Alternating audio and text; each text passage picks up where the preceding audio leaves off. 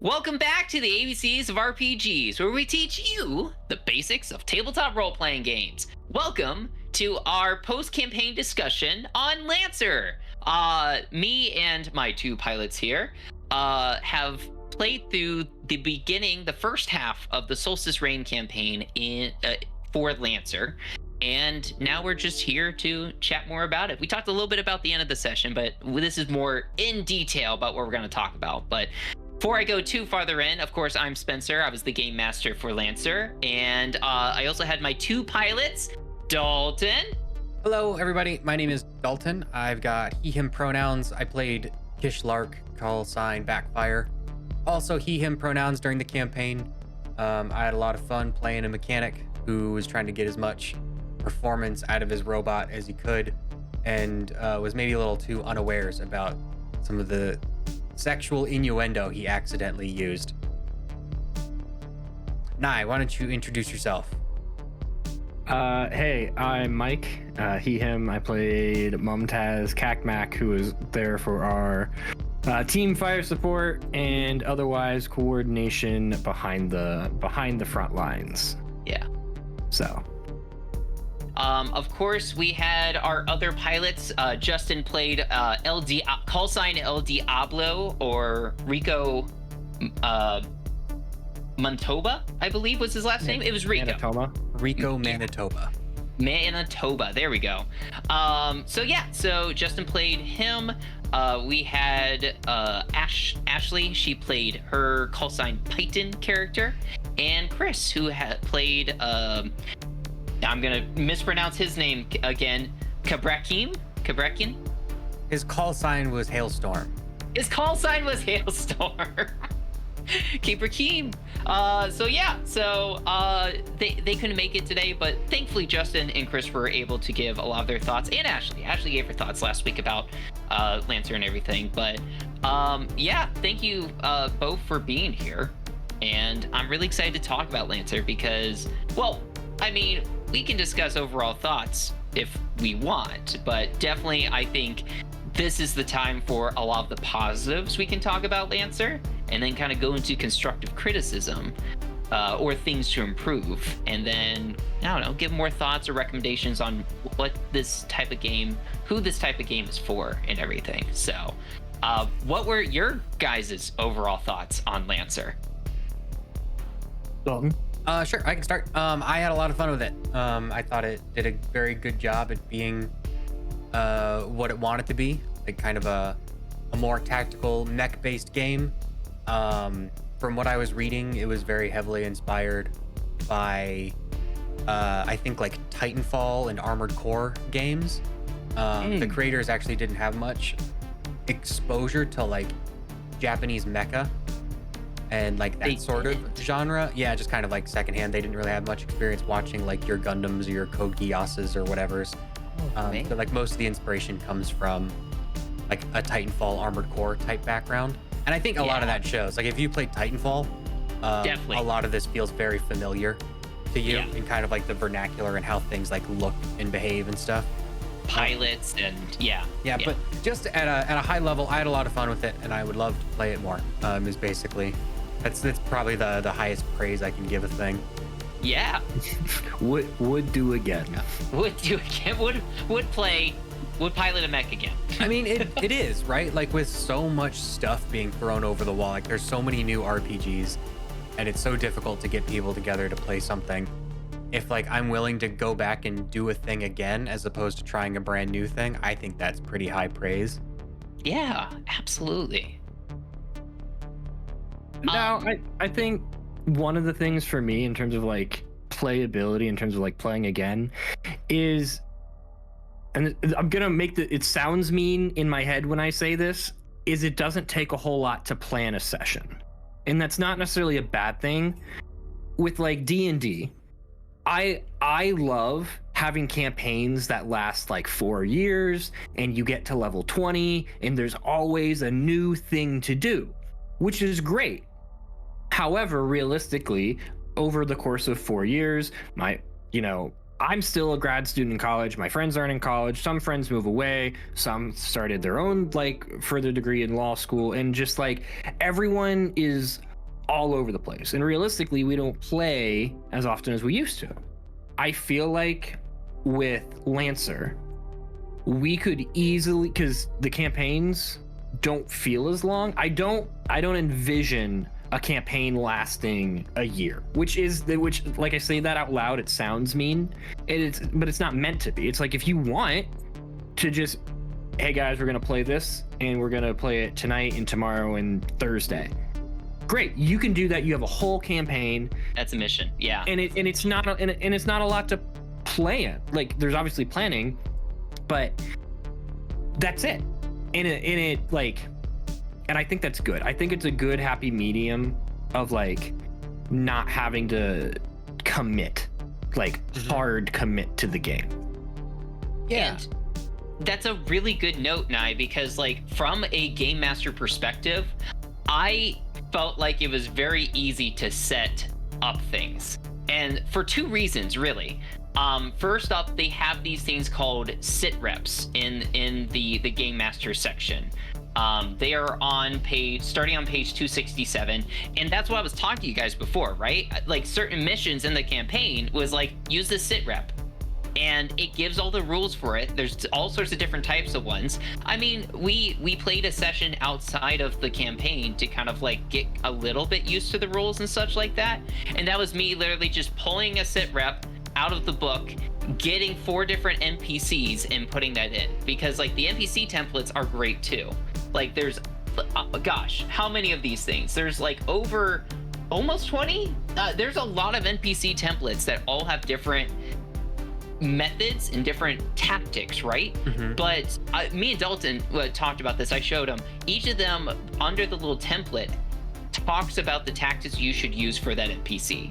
So if I'm a game master and I'm like, okay, I'll do this sit rep, place these guys here, blah blah blah. Okay, this is a hive. What do they do? If I go to the hive page, it gives tactics. Hive use Razor Swarm to control the battlefield, granting soft cover to the allies and denying areas to their enemies. Deploy swarms and use Drone Barrage to lock down enemies or move them into the range of swarms and allies. Boom. That's the tactic. That's what you do. It was great too, because in Solstice Reign, they go further.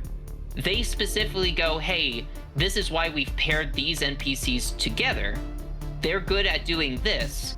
Use this as a tactic. Like, for example, that last battle you guys did, the hive moves people around, right?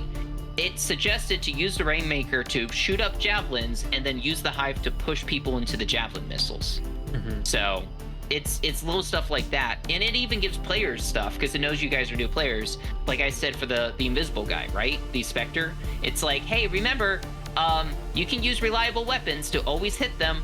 So, which is cool. So, yeah, like to what Nye was saying, the Beer and Pretzels vibe RPG has been a big topic of discussion in some online spaces recently. I like that description. Yeah, and just like what types of games are good at that? What does that actually mean when you're saying it?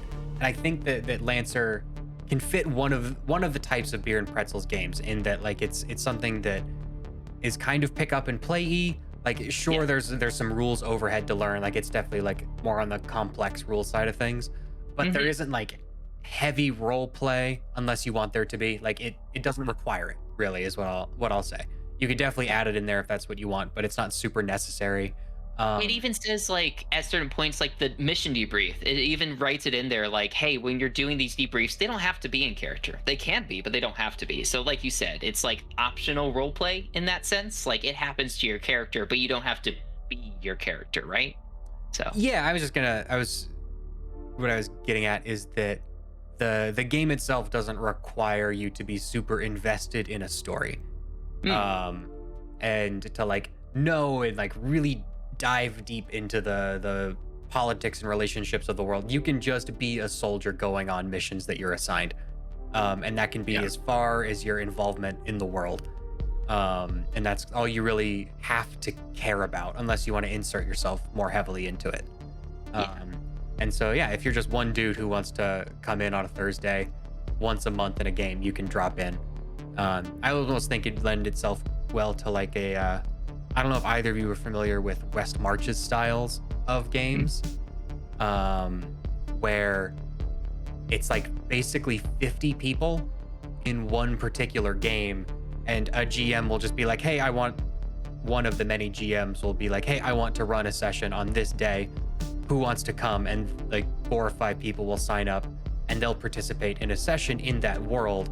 And afterwards they'll post a summary of what happened during that session to the larger like 50-person group. Almost like it's its own like guild hall type situation. And all the 50 players are individuals in the guild hall being like a Discord server or like a local gaming store. Yeah. So like a Lancer setup for this would be like you've got like 20-25 people in this mercenary company, and then 4 or 5 like commanders who are the GMs, and the commanders will post in the Discord server like, hey, this mission is going down Thursday evening. Who can run the mission? And then, I like that. That it kind of reminds me. So how I got into World of Warcraft. This is back in like when I was a freshman in high school. Like 8 years ago. Not 20, close to it. I did World of Warcraft role playing. hell yeah. And what they did was we would role play. We would sign on in the evening or whenever we were playing, we'd role play, and then somebody was in charge of like posting to the forum what happened. So it's very funny that you're describing it that way, because I was, World of Warcraft was my intro into D&D in the sense that like it was like one of the first games where they had classes like priest and paladin and stuff like that. So it's very interesting that like I was doing something similar to a West March game before like any of that, just like from a role-playing perspective in that collaborative kind of storytelling and world. And I agree. I think Lancer definitely does lend itself to that. That'd be very easy to do. Like, here are some overarching things that these pilots are getting into and such, right? Well, and I think something that even supports this further is the fact that like D&D, right? So if I want to do this style of DMing, campaigning, whatever you want to call it, assuming that like everyone in the guild is like, I'm gonna be a paladin, there might be missions that I'm just not equipped for as a paladin.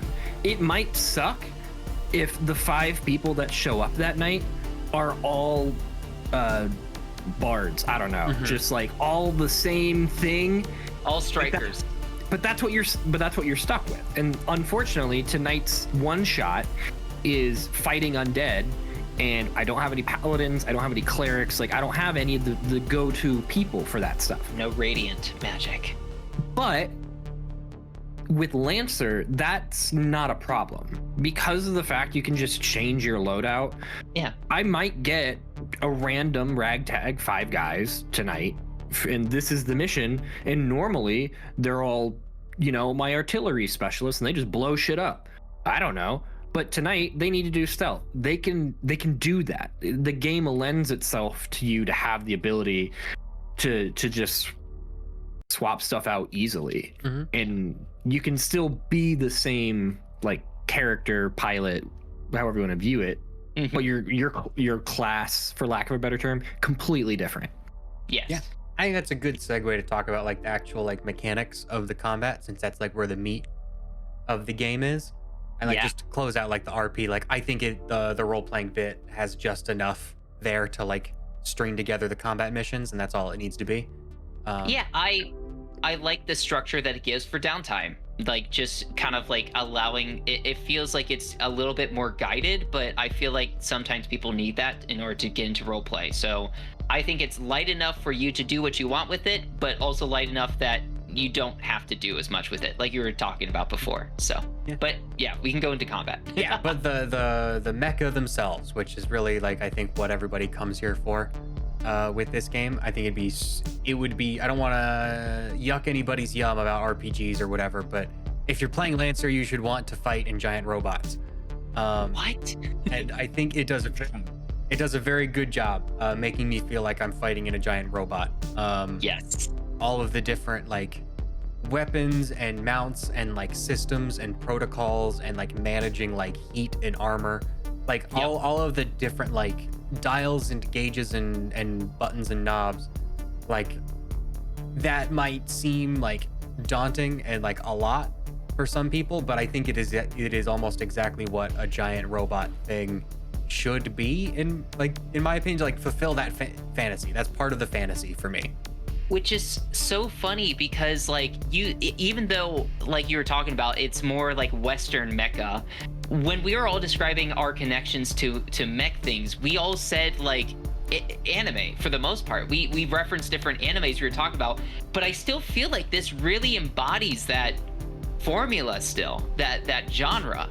Yeah, I mean, I think that's just because like I think a lot of Western perception of giant robot stuff still has its roots in like Japanese mecha influence. Like I don't know that Titanfall exists without like Gundam or Macross or Robotech or whatever. Like even BattleTech, one of the most like Western feeling things, has its roots stealing from Robotech, which is a re-edit of Macross, which is a Japanese anime. So I don't know if you can really like escape Japanese mecha influence. Even if you're just pulling from Titanfall and Armored Core, and even Armored Core is FromSoft, and that's those are Japanese games. Yeah. Anyway, going back to all the dials and knobs Dalton mentioned, and in this game, it does have a lot of dials and knobs, and it's a little overwhelming at first, I thought. But I think one advantage it does have compared to, again, my baseline of like D&D that I keep referring back to is, yes, there's a lot, but it all makes sense. Like it physically, conceptually makes sense. There's no magic that just like, well, I could Misty Step and transport 30 feet in the air and do this other thing. Like when all of these things are kind of like up to interpretation of like the DM or the players, or like, you know, how does magic physically work in my world, versus Lancer's like, I have a gun and I want to shoot this guy. I have to have line of sight. And like that just makes sense. Arcing weapons. I want to shoot a guy with a mortar. Yeah. I don't have to see him, but I have to have airspace to hit him. Like those things make sense to me. Yeah. Mm-hmm. Like there's not a lot of in reality. The weird thing we got was your sword attack at one point, I think, when we were debating if it went through a wall, because the rules are like ambiguous on how that worked. I don't think the rules were ambiguous. We were just missing a sentence.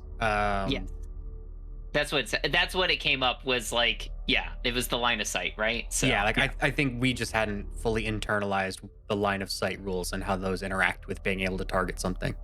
Mm-hmm. But even without reading that rule, we all kind of agreed, I think, in some capacity of just like, that doesn't make sense. Like we all did, except for Spencer, because he wanted to kill somebody. No. Like, as soon as you're presented with a sword can't hit somebody through a wall, everyone's like, yeah, that math checks out. In D&D, there is a 100% chance that you hit me with a spell that can go through a wall. And that's just like a thing. That's just a thing that you have to deal with.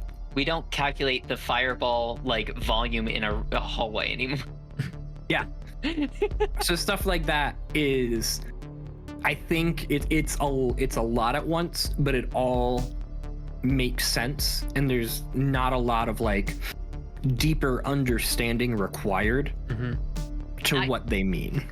And not to throw a wrench into anything, technically there is teleporting in the game, but how they describe it is that they scramble your sensors, so you just thought they were in a different place, but actually they're in that place. And like the teleport is them revealing their actual space, but mechanically it's a teleport.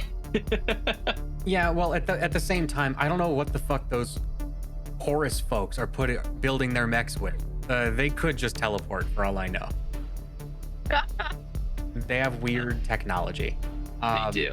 And speaking of that, I think we can talk about the build crafting part of this game, which I think is another big like fantasy fulfillment vector for the mech genre, is being able to like customize your own robot and your own mecha to work how you want it to. And I think this game definitely excels in like the customization and everybody feeling like they're running something unique. Because you all got the same frame. You all had, well, a couple people had 2 different frames, but for the most part, you guys all had the Everest, but everybody felt like they had a unique mech on the field, right? Mm-hmm. Yeah. And that was even without like the guidance of a D&D class and subclass. Yeah. Like we all had the same set of options in front of us, and we all ended up with like almost entirely different things, which is very cool. And like Nye says, my baseline is also always going to be D&D. It's very hard to make like, for example, like 2 eloquence bards feel different playing, like play wise, or like make 2 different like wild shape or moon druids feel different like in combat playing them. Like once you've picked those 2 things, once you picked your class and subclass, like there isn't going to be much differentiating in the play patterns. That's the major things. Yeah. Whereas like Lancer, you could have an entirely different build mission to mission. And just, it was just super varied. Lots of different things to try out, which is very cool. And all of the art is very evocative to make you think about that stuff. Yeah, absolutely. I mean, you guys all kind of came in without any guidance and made like a different mech for like our pre-session such, which I thought was really cool. Even before session 0, everybody built like their own unique mech, and we're like, oh, yep, this is what I want to do, with no communication beforehand. And I thought that was really cool. I mean, yeah, there's so much to choose from. Like, even just from weapons, but also when you get down to systems, like what you're saying. The customization is really there. And even though the frames really specialize, like when you get to your 2nd license level, right? And you get like your first new frame, and you get to specialize even more in different things that you want to do. You can still like start to head in that direction. Like if you want to make a more tanky upfront, like in close combat mech, like what Justin was doing, you can do that. If you want to stay to the back, like what Nye was doing, for the most part, until your long range weapon got destroyed. But for the most part, you were kind of hanging back and doing stuff. So that was Nye's choice. He chose to have his thing blown up. He could have sacrificed his assault rifle. I could have, but I also didn't think that I wanted to keep my reliable weapon instead of my loading non-reliable difficult weapon. And here's what I'll say too. While there's a lot of choice, I will say I'm so glad that in the like PDF that we have for Lancer, we have some useful bookmarks already made that we can just open up, built in, like that have like the quick combat reference, like ready and available. Like everything you kind of need is like right there, and they break down combat to like very simple rules. Like you get one move, and then you pick either a full move or you get 2 quick ones, and then you can overcharge for extra stuff, right? So a lot of those different things are, even though there's a lot to do, I like how much it simplifies it to kind of be like, hey, this is what you get each round. Just do that, and you should be good. Yeah. So I'm glad that they made that and have it in the book. One of the first things I always search for when I'm playing a new game is game cheat sheet on Google, to see if I can find like a quick reference or like a cheat sheet of terminology. And having one already, or having a couple of them already in the book is very nice. That's a bonus. I know on the player side, like the customization is super heavy, but like even on like the GM side, there's plenty of room for customization inside of the NPCs and the templates that they have to put on top of them. templates are amazing. I mean, you guys, like, the most common one you guys got were the grunt, but like the crazy stuff is getting to stuff like commander, which was like the stuff that Nye's character Mothman was doing, which is like commanding people and getting them to move extra or do stuff. I mean, you gave people extra dice, but like they actually direct people, get them to move, which is pretty cool. But like the elites getting 2 turns per like round was crazy. Like some of the stuff is just super neat and flavorful too, because like there's a pirate one which like allows you to just like infiltrate their system using like tech actions and stuff like that, or dealing extra bonus on critical hits. It's very flavorful in all the different templates. And yeah, I love it. I think it's really cool how they kind of do all of that. Yeah, and Oh, go ahead. Even aside from the templates that you put on top of the NPCs, the NPCs themselves are very well written and have a lot of like customization inside of them.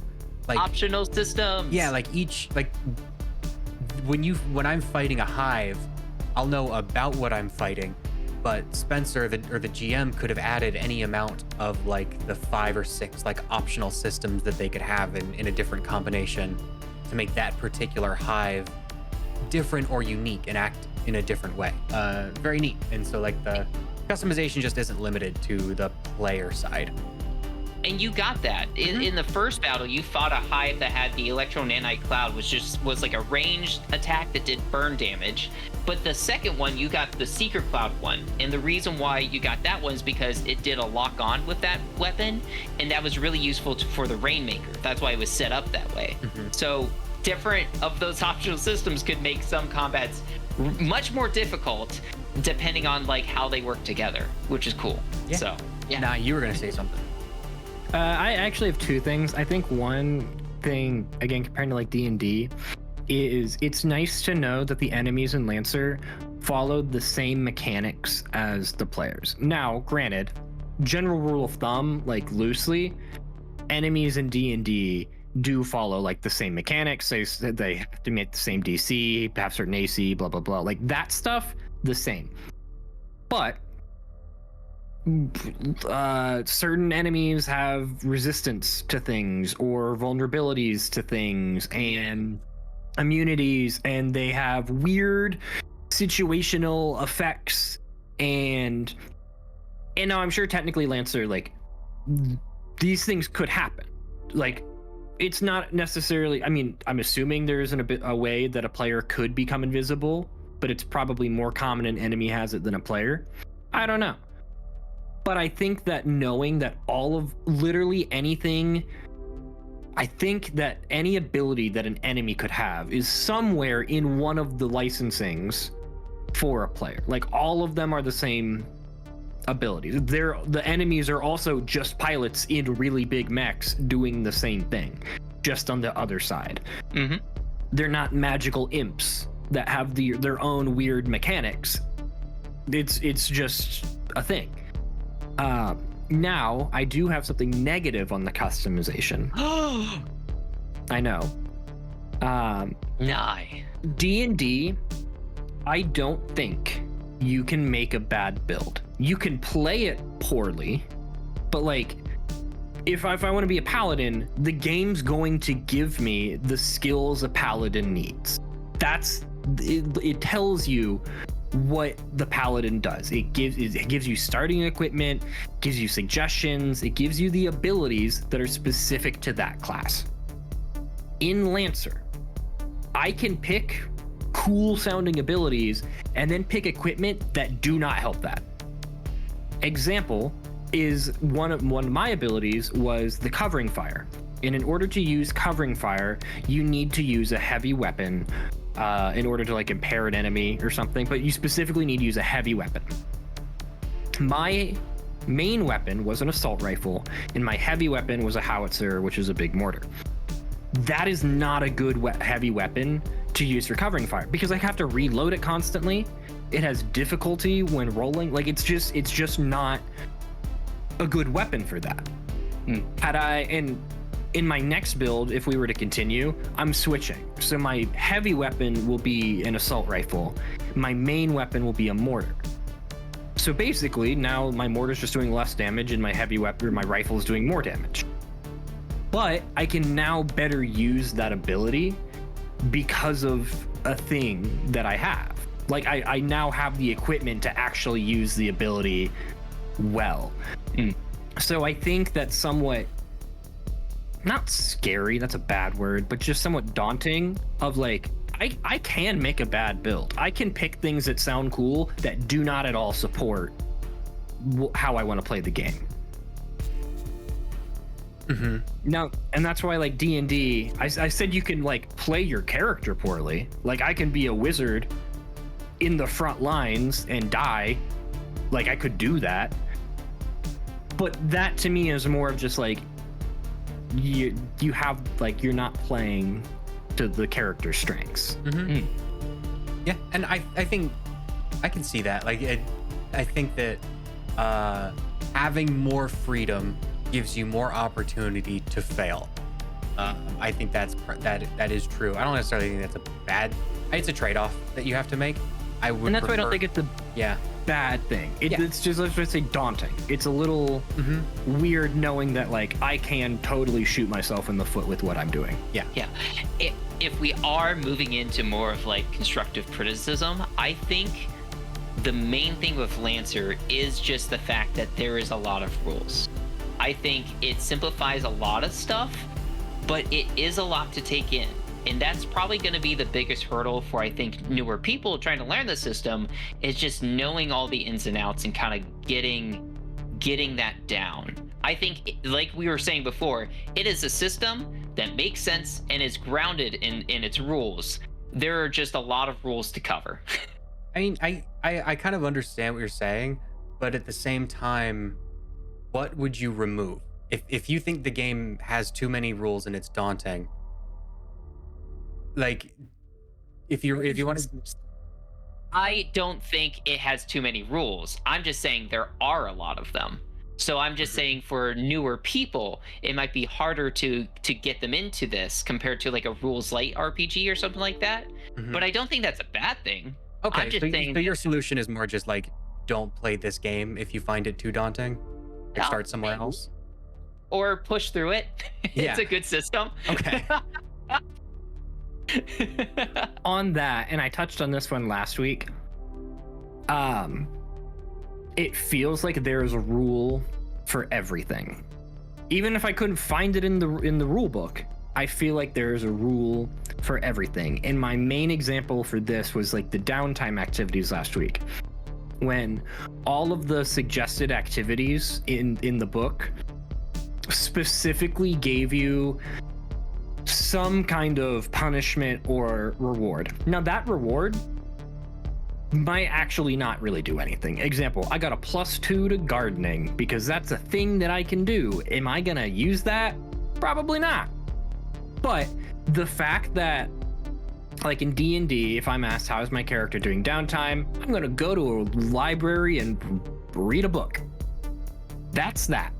That's the whole thing.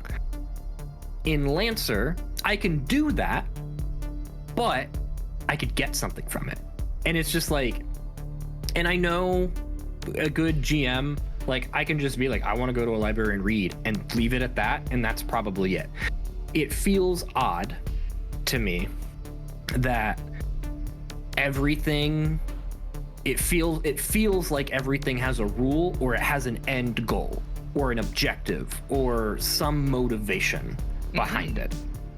And there's not just like, this is it because of the way that it is. Like, I don't know how else to explain that. Is it just feels like everything has like an end goal. It's purposeful, Nye.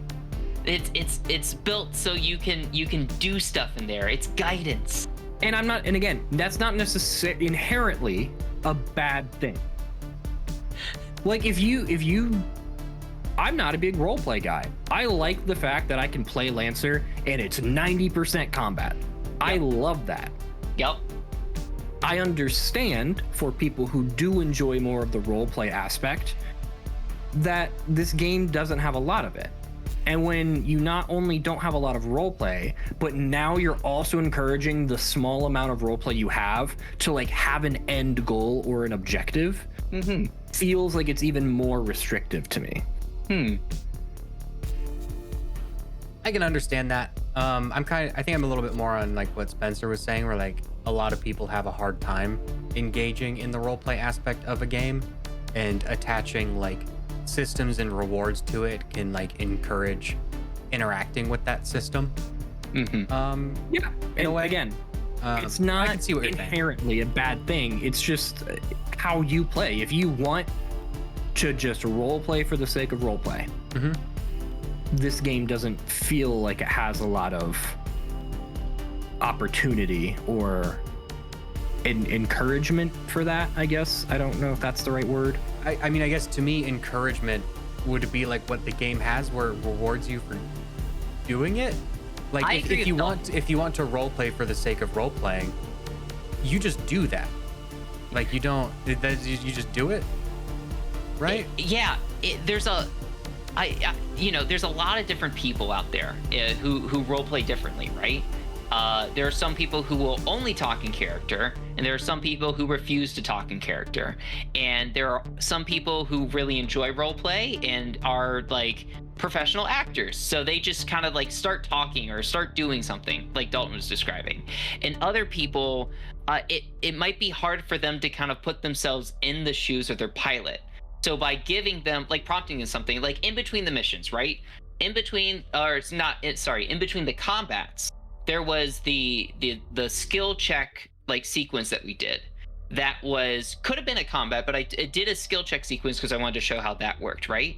And so that, to me, like seeing that's like presenting you guys that role-playing opportunity, because it's like, hey, this bus is broken down and there's soldiers there.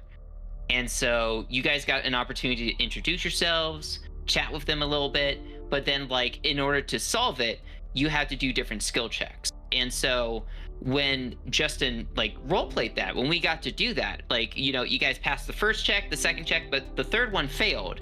That provided an opportunity to tell the story of like Dalton's mech falling down from the bridge and getting separated a little bit, but then meeting back up later, but still defending that bus. So I would argue that that kind of presentation allows more of a storytelling opportunity than just like combat or just leaving it open, because some people might not know what to do in between like those moments between the first combat and the next combat. But providing that bus sequence, they're like, oh, well, I have a fix ability, I can do that, my character can do that. And so that provides a little bit of back and forth and to do that. At least that's how I view it. I think that ties me into my next, and again, it's not a complaint, just like observation.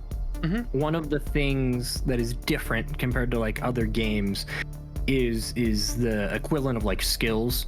In D&D, like Arcana, Sleight of Hand, Persuasion, like those all have, I'm gonna say, definite meanings. Now granted, you can apply those in different ways. You can argue with the DM and blah blah blah. Like, yes, there's flexibility, but when I say I want to do a persuasion check, everyone here has an idea of what I'm going for, right? The fact that all of the skills, the suggested skills, now a lot of them like fist to faces, that one's kind of straightforward.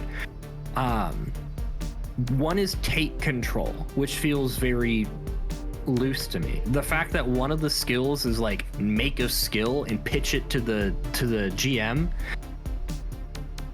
is very loose. And now for going back to the fact we have tons of customization with this game, this supports that. Like you can pick a skill and apply it in a very weird or niche way, or make up, and that's encouraged. Or make up your own. Like Ashley picked climbing because she just wanted to climb. Sure. Yeah. Great, awesome, do that. But again, it feels like a weird dichotomy to me when all of the things in the game have very structured rules. like for combat and stuff, and then you get to a section of the game where it's like, do what you want. It's the I hope I'm saying this right, the dichotomy of like the role play aspect and the combat aspect. Like the combat has all of these structures and rules, and the role play is very, what I keep describing as loosey goosey, right? Like it's very rules light, up in the air. Like there's some rules, but it's very much of like, I think we were even discussing the percentages. Like for the most part, if I'm not asking for like a risky or like heroic roll, like it's just going to be like a 50-50 shot most of the time that you guys are going to do it. Yeah. And if it's not, then you probably have +2, and then it's what, a 60-40 shot? Yeah. Yeah. And I mean, one of the things I think that's nice about kind of this game's approach is that, like, Nye, what you're saying, like if you don't like the fact that like half the game is very complicated and half the game is a little too loose, they don't interact with each other that much. You could very easily just like remove the role-playing part, like rules of this game, and drop in a different system that fits your needs better. No, I think that's one of the big pros of this game, is if you, again, Beer and Pretzels game, want to get with the guys Thursday night, just play a game. We don't even need to roleplay. We just get into mechs and we just blow shit up, because that's what we want to do. And that works fantastic. And it even gives you, like, straight up, you're told this is the mission. Like, yes, you know going into it what you're expecting. Now, granted, when we dropped Planet Side, we didn't really know what was going to happen. So the first mission, I got to talk a little bit about the second mission, where now you guys know a little bit that they're very electronic warfare. They're going to be doing a lot of tech attacks and stuff.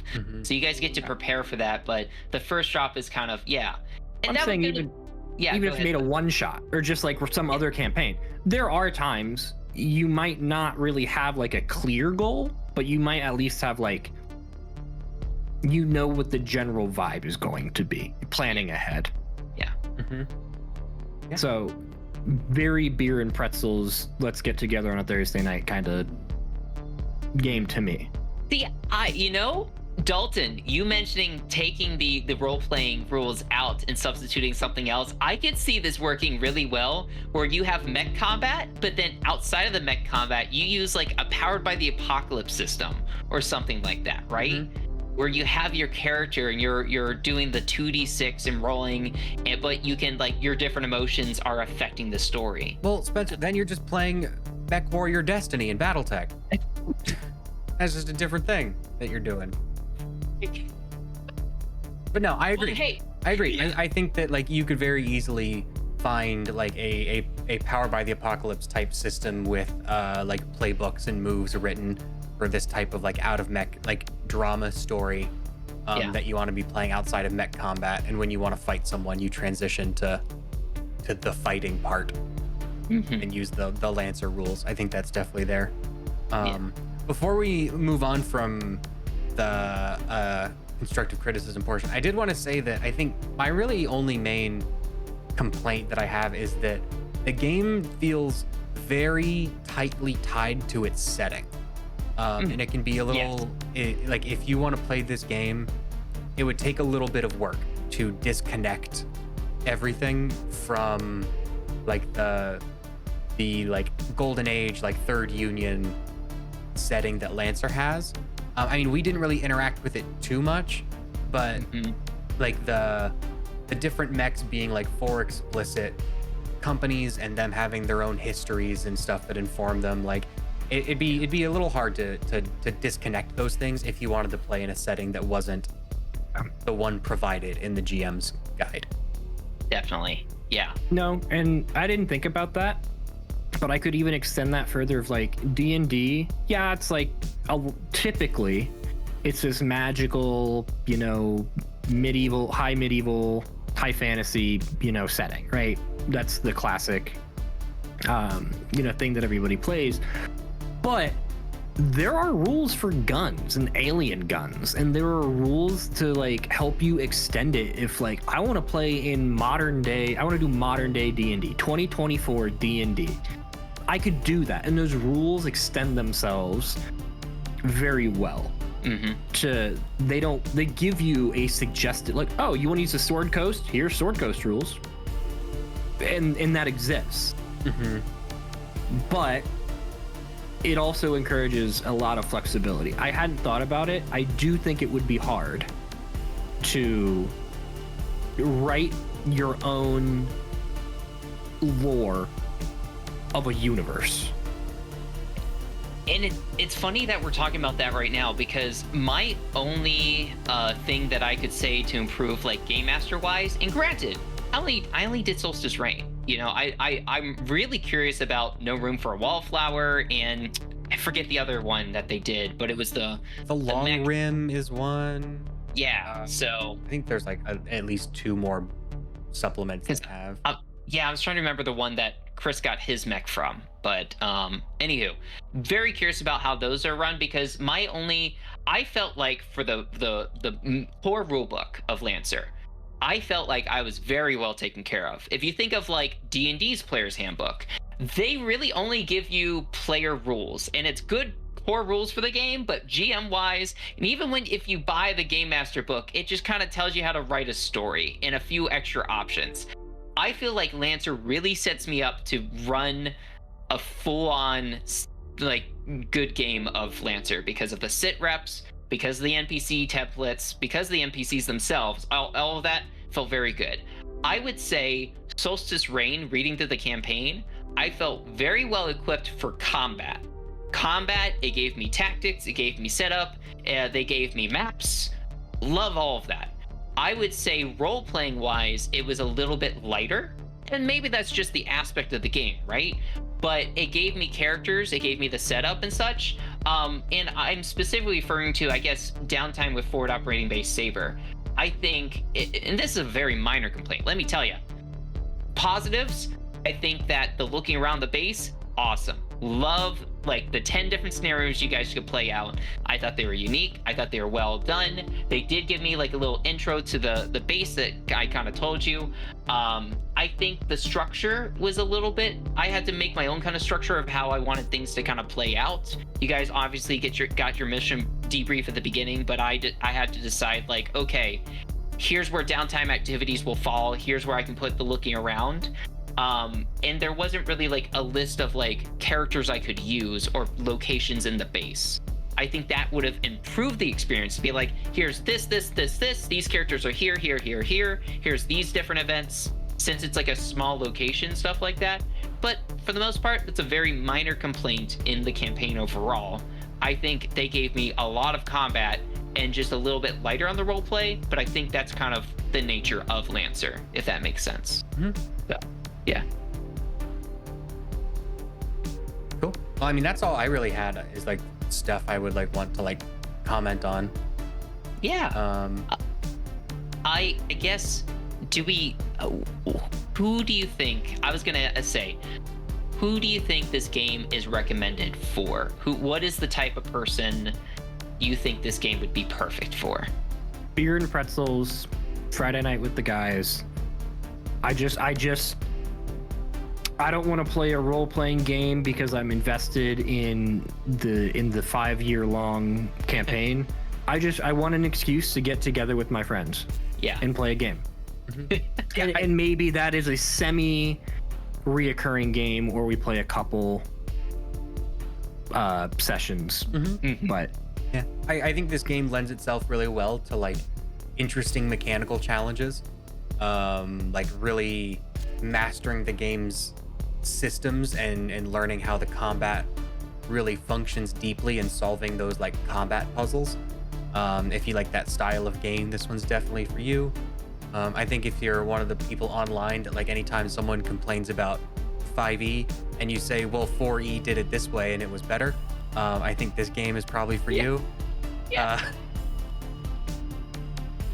People who feel restricted, I don't know if that's the right word, but like they want to play all of the roles.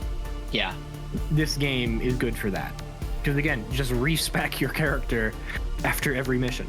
Yeah, I was gonna say, yeah, narratively, if you like mecha in general, this is your type of game. Even though, like Dalton, you were saying, and I agree with this, I think the setting is kind of rooted in like Lancer's setting. It's still a very good mech feeling game. Oh yeah, And I like think- when I say that it's tied to the setting, I just mean that like it'd be difficult to write your own setting and like work it into the game. I like the setting we're provided a lot. Yes, absolutely agree. I think it is interesting. It is deep. A lot of cool stuff working there. A lot of cool stuff you can work with. I also think, like, if you, like Nye was saying, like, if you really like customizing and getting into the nitty gritty of kind of things, of like, or I guess Dalton, you were speaking on this too. Getting into the nitty gritty of like, how can I customize my mech to be this optimal kind of thing, or do this in this scenario? Great game for that. I think it has a lot of good, solid rules that make sense. And if you like those types of games, definitely play that. And I mean, yeah, it really screams out 4th edition D&D in the sense, in a general sense. It's not 4th edition D&D, but from a tactical perspective, I think it fits that kind of vibe very much so. Mhm. So, And I do want to add a caveat to something we said earlier about like it's hard to escape the setting. To some degree, I think that's true. Like you have the 4 manufacturers, you have Union, you have the Third Age or whatever, whatever it is. NHPs, yeah. Yeah. That stuff I think it's hard to get away from, like the overarching lore.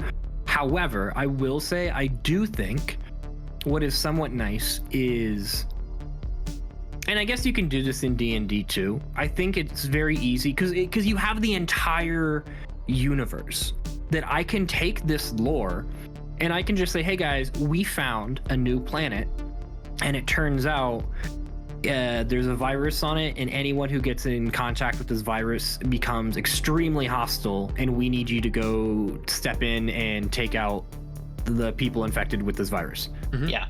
I just created an entire campaign in 20 seconds in front of whoever's watching this. Yeah. And all of the structure, all of the lore is there. Mhm. And in D&D, you can do that where you can kind of make a campaign, but you like use Sword Coast, and I use that. I still feel like it's harder. There's a lot more stuff that I need to make sure my world has. Mm-hmm. I could just come up with a random planet, a random story, Yeah. and that canonically just fits. Mhm. And all of the other lore still fits. That's a good point. Yeah.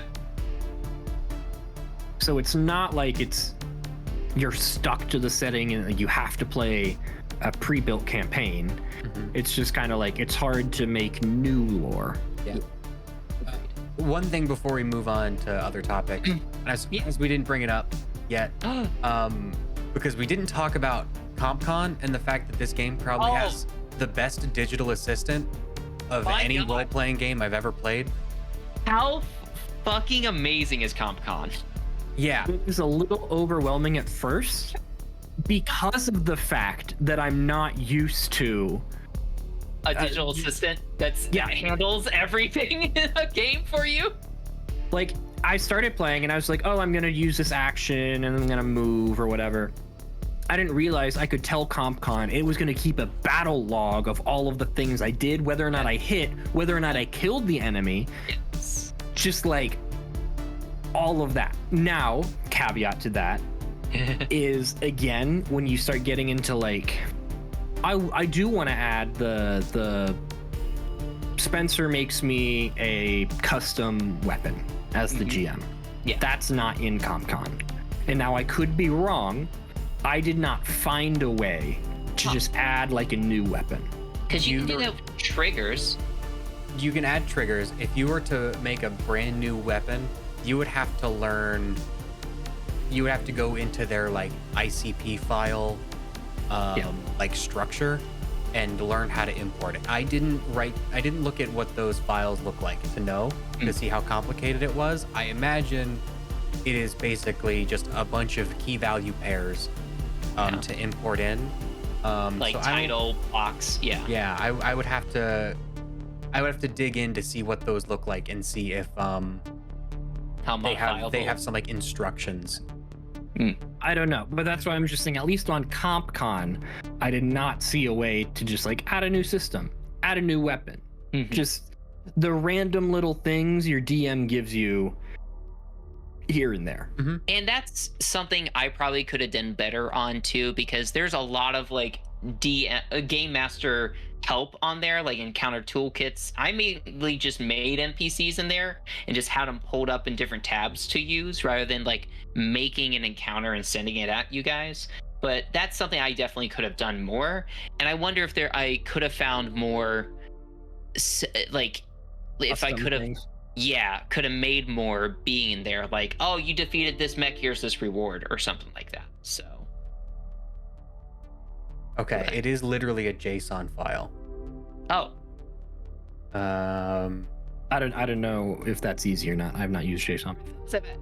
Home who don't understand. I don't have like a spot on the screen to share my screen for you, but I can show you guys offline what a weapon, what the data for a weapon looks like. It looks like it wouldn't be too difficult to make one of these. It's still like fiddling around a text document to make all the data what you want it to be, but I don't think it would be super crazy to do it. Okay. Well, cool. And again, it feels like a very small thing to like nitpick on. CompCon's great. It does a lot of stuff. Again, it's just like that very niche. Okay, if I can give myself a weapon, but now me or the DM have to like code or type a text file or do whatever. And maybe this game's still newish, right? How long has it been out? Couple years. A couple years, yeah. I'm trying to remember when the first Kickstarter was. What I'm getting at is like CompCon 10 years down the line, get enough feedback from players, and they're just like, hey, we want an easier way to just like build a weapon. Just like they might do that, and they might just make it easier in that regard to do some of these things. So that's, again, a very, very small, I'm not even going to say complaint, just observation. Yeah. It looks like it was probably on the back of 2019, early 2020 was when the final core rules officially came out and the first printing was done. Yeah. Okay. But like they're still actively making new content. Like the thing we just read, Solstice Reign or played, was a pretty recent addition. Like it was pretty recent content that they wrote, and they finally got a deal figured out with a publisher to get a second print run of the core rule books. Let's go. Those are available for pre-order at various places, and I think June is when they are shipping. So like halfway through this year, in like 3 or 4 months, you can get your hand on a physical copy of the rulebook. Yeah. I was gonna say, I think the things I enjoy most about CompCon is especially building your pilots. It really guides you through and even provides templates. Like if you don't know where to start, it's like, hey, do you want to play this type of role? Here's some good things to choose, right? I think several of us were using those as guiding like templates to kind of like build our characters and what we chose. Yeah, anything with a lot of choices, having like suggestions is definitely good, and having those templates was very cool. D&D does something similar where it's like, hey, if you want to quick build a fighter, this is the stat array. Put your biggest stat in strength or dexterity, depending on if you want to swing a sword or shoot a bow, and put the second highest score in con, and then whatever else you want to do, you can do. Yeah, this background. Yeah, be a battle master. Take these maneuvers. Yeah, and having that option here is great. And having the streamlined flow chart, where it's like pick 2 of these things, pick 3 of these things, pick 1 of these things, and go. Making it more of like a series of checkboxes as opposed to like a blank sheet of paper that you have to fill out is nice. I will say, they did not do the leveling up in the order I had it in my book, and they should have done it in the order in my book. I disagree with how they did it. CompCon is ruined for me forever. I hate it. Should have done it should have done the triggers first, then the mech skills, then the talent rank, and then the license rank. I think the middle ones were switched, and I didn't like that. Yeah. I will say, on the licensing, Yeah. I do think that the 4 manufacturers do each kind of have their own like Style. style. Mhm. I don't want to say I wish, because that's not true. I don't wish it was different. I wouldn't be opposed if they were a little bit more distinct. Mm-hmm. If you look hard enough, you can tell that each manufacturer, like, I want to do the ones like mortars, like everything they do is just like explosions or whatever, and that's fine. I guess in my head, I wish it was more like built around a class, kind of, if that makes sense. Like, I wish one manufacturer made different versions of like fire support, but one was more e-weapon, one was artillery, one was like blah blah blah. But do that by company of like, this company does fire support, this company does artillery, this company, or whatever the quote unquote classes are. Because I think for me, when I was looking into licensing, I knew I wanted to be fire support. And the book does tell you that, like, try these frames for like fire support, for defense, offense, frontline, melee. It does give you that. I think it would be helpful if I just knew I want to be fire support, and is it Horus, I think, is one of the brands or manufacturers.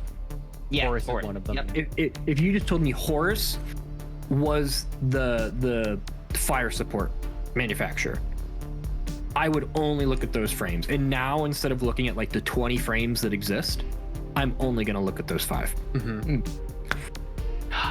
Because there's 5 different roles, at least, that they classify as NPCs, and that's artillery, controller, defender, striker, and support. So I think, I think for the most part they do kind of follow that. Like, what was it? Was it Smith Shimano? It has a lot of artillery. I'd have to look at the book. I think they're all pretty well varied, to be honest with you. I don't know if like any of the individual manufacturers were biased one way or the other, really. Yeah.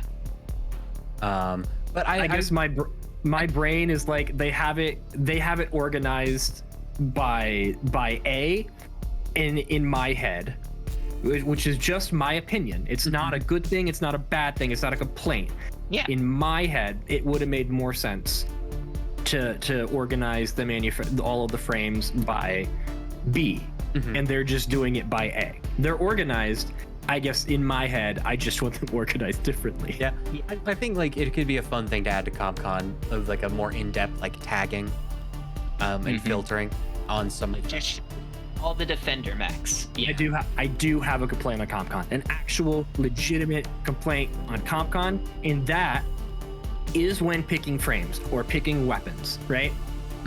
When I was picking my licensing, it does not give me the ability to just have like 2 of them open and compare side by side. Yeah. I think a compare side by side would also be very cool to have, if possible. Because I remember back when we were first starting and building, and we had the Everest frame, the like Chimichanga frame, or the Chumalunga, or whatever it was, and then there was the frame, and there was the third one that I'm blanking on. When I wanted to compare them, I had to click each one. Yeah. And then not only that, but it doesn't just give you like a rundown, it gives you like a verbal description first, and then you actually have to like scroll down to see the stats. Yeah. And then I had to do that 3 times, but I can't see all 3 stats together. So I literally got the snipping tool on my PC to like take a screenshot so I could look side by side. And that way, because there's like 12 different stats or things that you need to know. It's not just like looking at, 4 skills and going like, okay, these 2 are better, these 2 are worse. Yeah. It's like 12 different numbers. Yeah. So yeah. I want CompCon. So if whoever is in charge of CompCon ever sees me or sees this and listens to me, Massif, please give me the ability to compare at least 2 things side by side. And don't even give me the description, just give me the raw numbers and the tags. And Yeah, Massif. it Yeah, does go have ahead. like some amount of filters. But it doesn't really have like a compare. There's like one view that lets you see like the name and then like its individual stats, not necessarily like all of its abilities and stuff.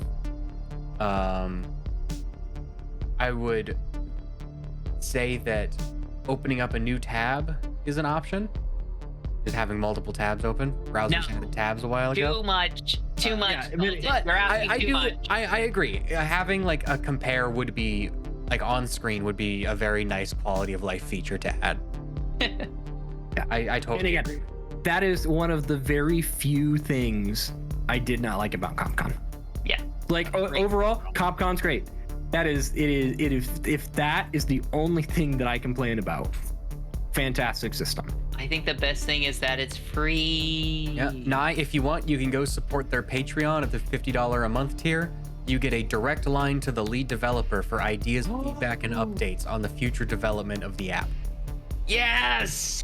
There we go! Dear sirs or madam, please, for the love of God and all that is holy, let me compare things side by side. Thank you, ABCs of RPG. Oh, beautiful.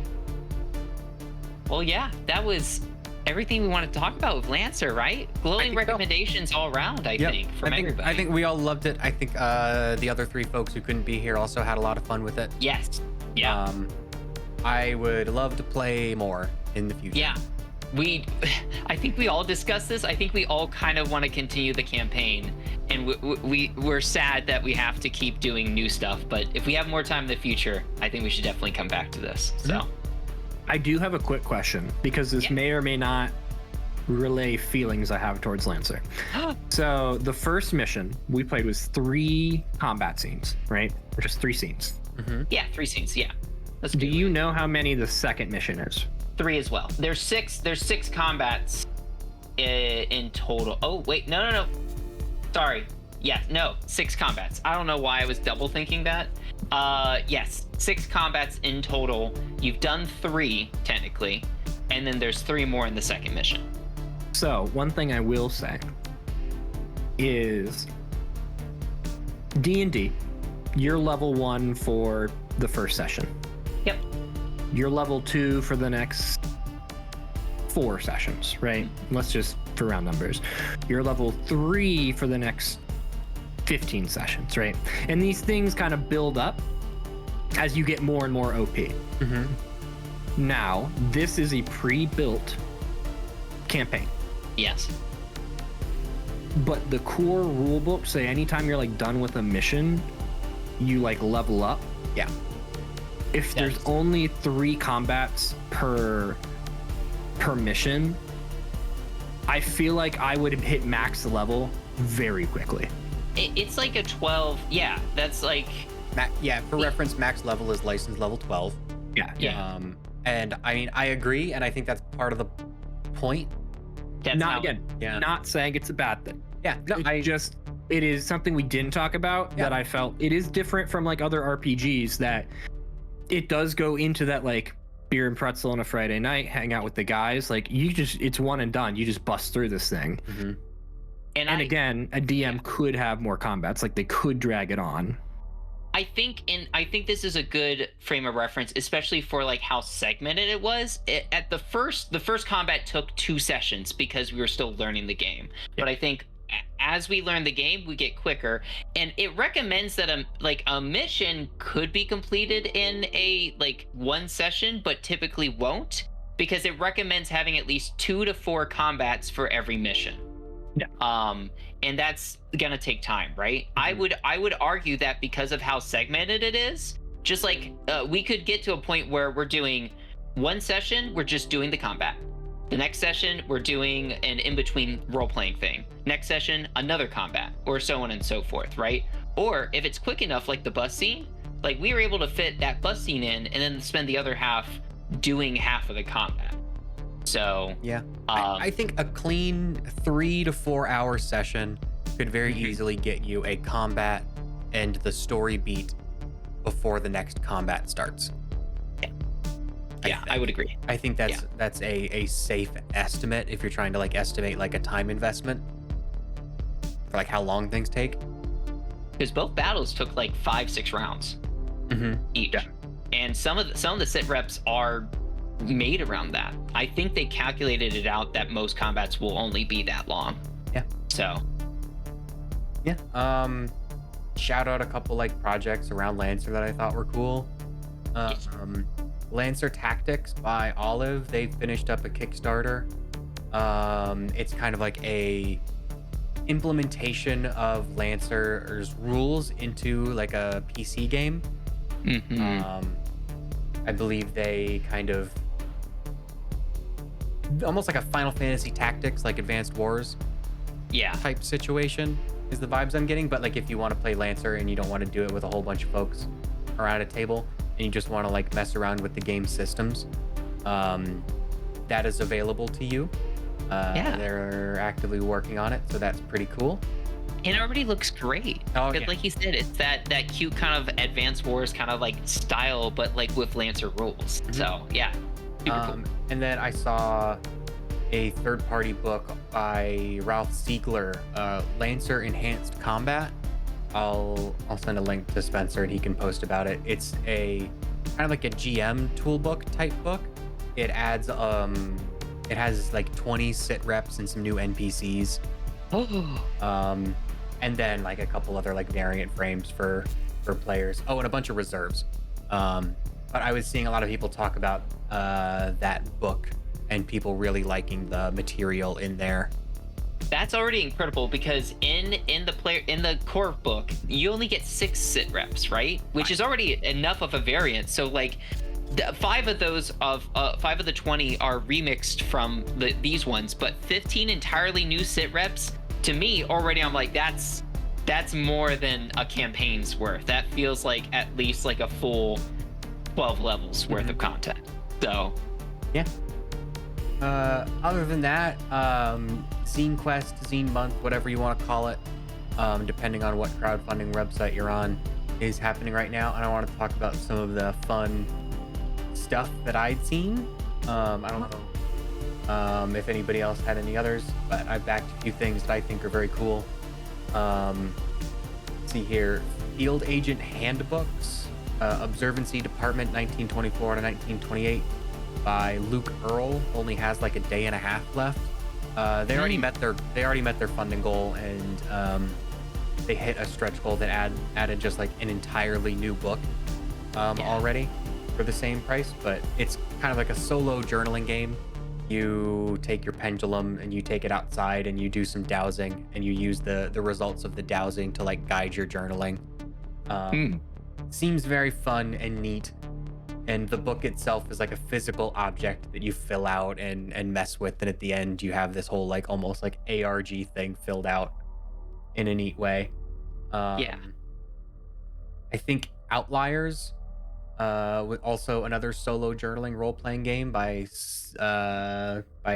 Samantha Lee, started recently. I know less about that other than a lot of people online were very excited about it.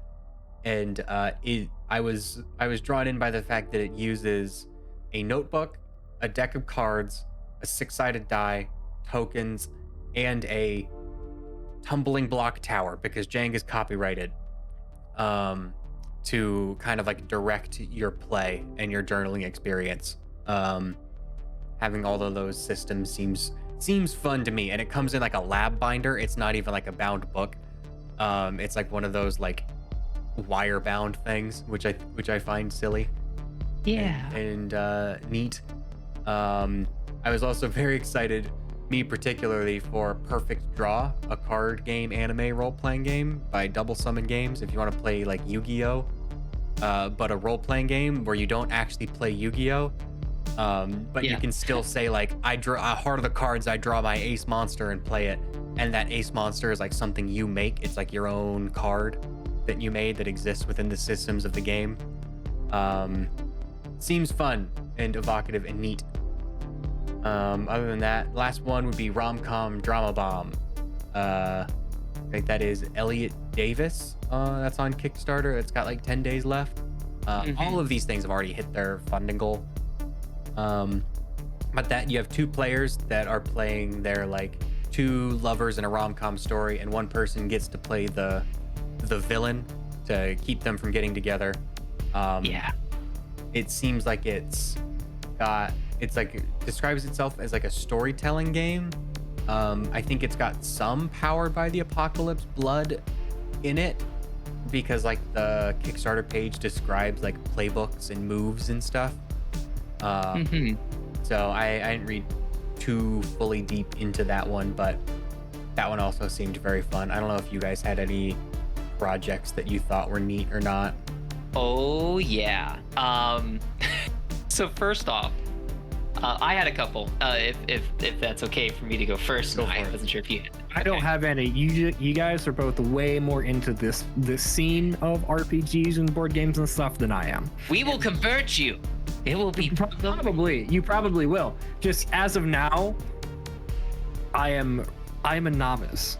all right. That's what- Well, I'm perfect for this stream because my only background is D&D. Everything else is new to me. oh, that's okay. Yeah. Well, when we play Dune next, we're gonna be having I believe Christian back for it, and he had never played D&D before we started the stream, and now we're exposing him to all these different tabletop role-playing games, and I'm glad we get to expose you to it too. So it's perfect. I love having your voice on here, but not only because of your perspective, but because you only have D&D as background. But not my face though. You just Take it or leave it, you know. I can turn the camera off. Oh, keep it on. No, All please right. don't. It'll mess up the disc. It'll mess. No, the flip That's then. fine. You're allowed to do that. You can do that if you want. That's fine. That's okay. All right, my first one for the zines is called Satanic Panic. And let me tell you guys about this one. I think I dropped the link in the chat. But Satanic Panic, it is you play as a satanic cultist in the 1980s, raised and trained for the specific purpose of bringing about the Age of Darkness by performing the ultimate ritual to summon Satan. And I know that sounds like low-hanging fruit, but let me tell you, it is built on a rules-light D666 system. You roll d6s to build up your demonic power and unleash and destroy anything that stands in the way of your infernal mission. And to me, this just sounds so silly and so fun that you're just rolling some d6s and trying to raise up enough satanic power to summon Satan. And I Yeah. love the idea of an RPG that takes place in the 1980s that revolves around actual satanic rituals, because so many people for some reason think D&D is like has roots with occult meaning. yeah, The fact that there is an actual RPG that takes place during this decade, and that's literally what it is fantastic. yeah. You'll see a theme for the 3 zines that I've picked. They are all kind of like on the surface level, kind of like oh, you slap your leg, okay, that seems funny, but like are actually kind of beneath the surface, kind of like interesting and fun things that I really want to try. So that one right there, I think it seems to have kind of like a cool built system that seems interesting, and kind of going off of that, right? Like you are the bad guys that our parents were worried about back then, right? So the next one is, and I put it in the chat as well, Steamboat Willie, a solo tabletop role-playing game. Obviously, it starts off by saying it's finally time, 2024, the year that Steamboat Willie and Mickey Mouse enter the public domain, and Captain Pete, but no one remembers Captain Pete. And so once again, it seems like on the surface, this seems like just to be like capitalizing on just the fact that it went to public domain. But here's the game. The game is played with a deck of cards, some pre-selected storyboard art, and your favorite art tool. So you get these different like set pieces, and it guides you through how you're making your own show. You play as the artist Steamboat Willie. He is Mickey. Yes, he's Mickey in this. So Mickey Mouse, you play as you're like drawing him in these scenes. You are actually drawing him based on like what you kind of draw and what you get, because there's 52 episode titles. So each of them is going to be like a different thing. But then like it's cool because you get some creative freedom to kind of like start doing the different episode titles, but then marketing comes in. That's like part of the steps. So it's like, art isn't free, buddy. Marketing needs to sell this episode, needs this episode to sell toys and sugary cereal. After all, they'll ask you to insert a little propaganda. You're cool with tobacco, right? So there's these things to kind of like, you know, mix things in. Like, oh no, now you have to put Mickey has to smoke a cigarette in this next episode or something. But yeah, it just really is kind of like encouraging, like Mickey Mouse in these scenes that you have to draw. But like, yeah, you're an artist and rent's still due, so you have to kind of like make like sacrifices. So it's pretty cool. I like, yeah. You do know, I think it's Donald Duck is like actually in the Navy. Yeah. Like in American history, Donald Duck served in the Navy. So you start talking about these propaganda things. I'm like, these are also real things that people use cartoons for in the mid 1900s. Captain America fought Hitler. Like literally the first Captain America book was propaganda of him beating up Hitler. Yeah, 100%, you know. Propaganda is a tool, in my opinion, one way or the other, because they also had Superman beat up the KKK. Like he would show up at their headquarters. Yeah, it was on the radio play. They would like, and it was pretty cool. It's a really cool history of it because they would learn actual KKK members like secret handshakes and incorporate them into the radio play. So the KKK was freaking out because each week they'd like talk about, they'd be like, oh my gosh, our secret codes are being told to the white audience from like by Superman. And then they describe Superman just beating up the KKK. It's amazing. Love it so much. Remember, kids, if you see your neighbors, give this handshake. Tell a parent. Right. No, yeah. Anywho, back to the zines. The last one I have is called Dinosaur Erotica, the role-playing game, which is a game of absurd romance for 2 players or more if that's what you're into. And I wasn't able to glean kind of exactly how the game is like mechanically, but it does kind of say that it's meant to inspire conversations around sex. So if that's one of the things that you're not comfortable with, it does say like, hey, the 2 players get to decide what level they want that in. And if you're not comfortable, probably don't play the game. But if that's something you're into, it's supposed to make you relax your own inhibitions a bit more than usual, and the goal is to provide something that will be welcoming to those who may not be comfortable reading about sexual topics in detail. So that's what it's supposed to be. It's supposed to be a little bit absurd, but also with a purpose. So that's why I think that one's kind of cool. So anywho, those all seem great. Yeah. Anything out there that you want to throw your money at would be great. Yeah, a lot of cool people working on a lot of cool stuff out there. Yeah, absolutely. I'm not one of them. You could be someday. Yeah, this was my first time. I wouldn't have the cool part. Okay. Just working on trash. I'm just over here. Yeah, I'm just a guy. Yeah, I'm just a guy working on trash, not a cool person working on cool things. Trash person working on trash things. Leave me alone. Leave me alone with my trash over here. See, I was gonna say this was my first year learning about like the zine month and everything, and this is such like a cool. I never would have known about this if Dalton, you hadn't brought it up. So I'm very thankful that we can talk about it and that I know about it now. That seems so cool. So I think that's the biggest thing, because people are always working on cool, unique projects, and everybody needs a spotlight. So I'm glad we could talk about them. Yeah. Well, I think that's it for Lancer for now. Spencer, did you want to give a quick shout out for what we're doing next, and then we can sign off? Yeah, so we are starting Dune. We're going to be starting on, I believe it is Thursday, March 7th. So that's going to be our first session then at 8 p.m. Eastern time. No, 8:30 p.m. Eastern time. So keep a lookout for us for doing that then. It's going to be me, Christian's coming back, Justin is coming back as well, and of course Michael Knight's going to be there. So it's going to be us 4 doing Dune. We're going to be doing the quick start, so it's probably only going to be a couple weeks, but we are going to do a session 0, build a house, build some characters, and go through that. That's going to be really fun. It is made by Modiphius with their 2d20 system. It's going to be a ton of fun.